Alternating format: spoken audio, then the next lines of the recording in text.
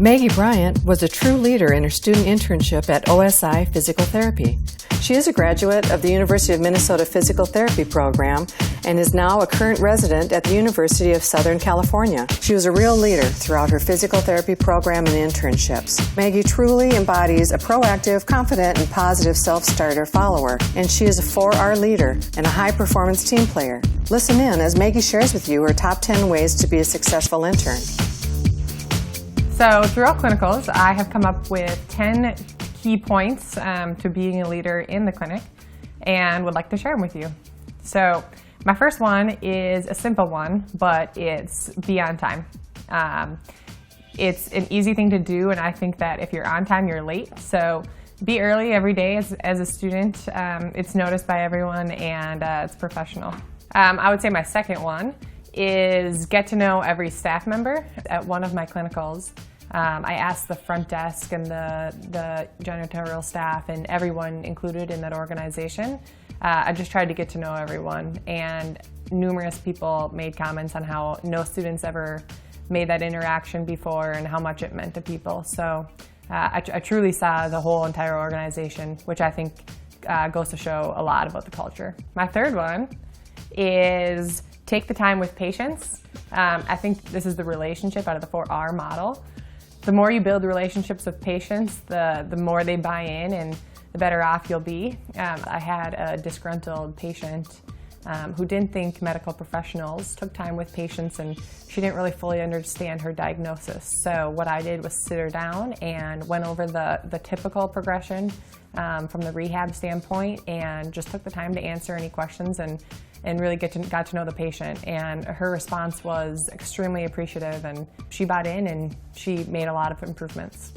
My fourth key point is to be a self-starter. So be proactive and say yes to any opportunity that you're given, whether or not it's an early morning or on a weekend. As a student, we don't know everything, and this is the perfect opportunity to learn and be proactive and be a leader. A personal experience I can think of with being a self-starter is that I was asked to take on extra projects in a few of my clinicals, and took the time to do them, and everybody was really appreciative with the time I took and the quality of the work, and it gave me a little extra boost in confidence just knowing that I was doing the right thing.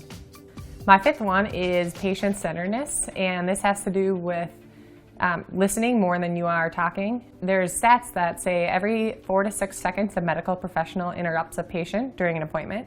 And as a medical professional, being able to see a patient for an hour, this gives the patient a lot of the time to take ownership of their medical experience. My sixth key point is whether or not it's a good or bad clinical, learn from it. Most people are going to have a clinical that they don't love, but you're still going to have an opportunity to learn from it. At one of my clinicals, my clinical instructor and I didn't necessarily see eye to eye, and I didn't feel the feedback was there on either end. So what I did was took the initiative to ask for a meeting every other week, and I learned a lot from it. My clinical instructor was very receptive, and our communication was a lot better after that. My seventh key point is to focus on the opportunity at hand. ADD and ADHD have risen 66% in the last few years. And I think this has a lot to do with having phones and having electronic devices everywhere. In class, we have our computers with Facebook and Twitter and Instagram, and everything is constantly in our view. We have our phones right next to us, etc. And in the clinic, you should never have that close to you or within sight. Patients notice, your coworkers will notice, and it's just not fair. You can't fully be present in both situations. So put those all away, and they can wait, and just really focus on the opportunity at hand. My eighth key point is leadership comes at a cost. So this might mean that somebody asks you over lunch to help them out, and as a leader, showing empathy for your coworkers and your patients is really important.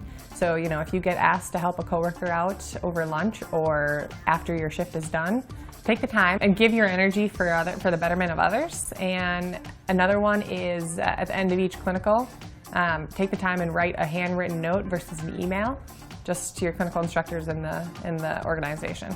My ninth key point is take risks. As students, again, we don't know everything, but this is your opportunity to learn. So take a risk on a patient that you don't feel is within your education, and ask your mentor for help. So take advantage of the great leadership that you get during clinicals from your mentors. My last key point is take accountability. So take accountability for your actions, whether positive or negative. Never blame anyone else. As a student, it's easy to be passive, but this is when you have to be active and admit that you made a mistake.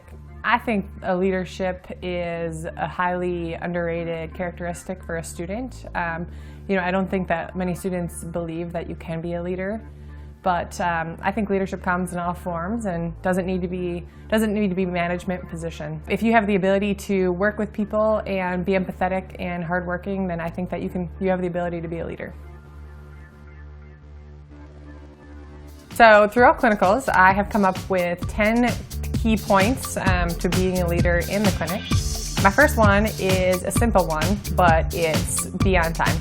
My second one is get to know every staff member. Third one is take the time with patients. This is the relationship out of the 4R model. My fourth key point is to be a self-starter. So be proactive and say yes to any opportunity that you're given. My fifth one is patient-centeredness, and this has to do with listening more than you are talking. My sixth key point is whether or not it's a good or bad clinical, learn from it. My seventh key point is to focus on the opportunity at hand. My eighth key point is leadership comes at a cost. Take the time and help whoever may need it. My ninth key point is take risks. My last key point is take accountability. So take accountability for your actions, whether positive or negative. As a student, we oftentimes don't feel that we can be leaders, but just because you're not in a managerial role doesn't mean that we don't have the ability to lead others. We are in a constant situation where we have patients and we're changing people's lives.